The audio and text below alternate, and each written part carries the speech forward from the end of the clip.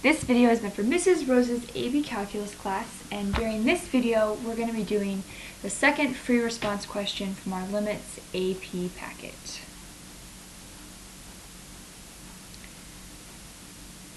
For part A, in order to prove that we have vertical asymptotes at x equals 5 and x equals -5, we need to take limits. If the limit equals infinity or negative infinity as x approaches either one of these x values, then we do have a vertical asymptote at that x value.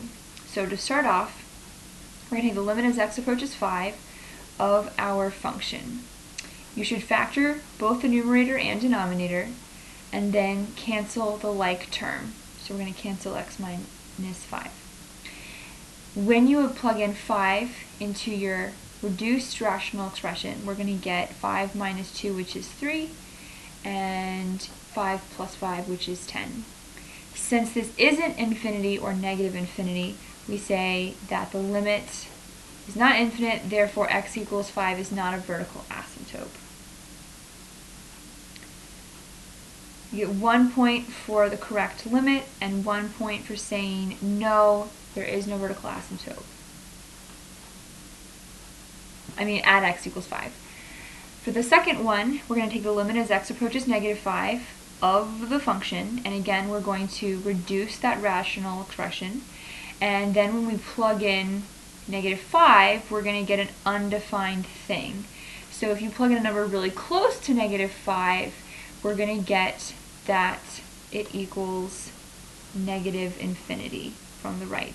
So since we do have an infinite limit, then x equals -5 is a vertical asymptote.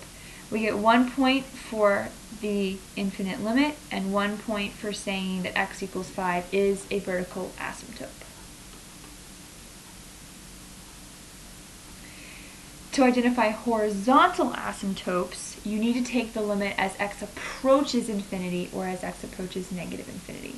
So we're going to take the limit as x approaches infinity, and since these two x's have the same degree, then the limit is just going to be the ratio of their coefficient, which is 1. Same thing for the negative infinity. It's also going to be 1, so therefore y equals 1 is the only horizontal asymptote.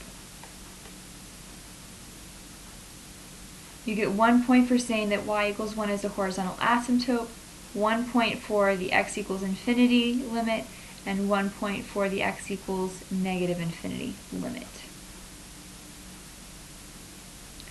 For part C, is there a value of a that makes f continuous at x equals 5? Well, we've already taken the limit as x approaches 5, so if we make a our limit value, it would be continuous. So the answer is yes. Since the limit as x approaches 5 equals 3/10, we can let a equal 3/10. We get 1 point for that answer. Similarly, because we've already taken the limit as x approaches -5 and it was negative infinity, there's no possible value that will exist for b since the limit doesn't actually exist. Negative infinity and positive infinity aren't actual numbers. You get 1 point for saying there's no value of b.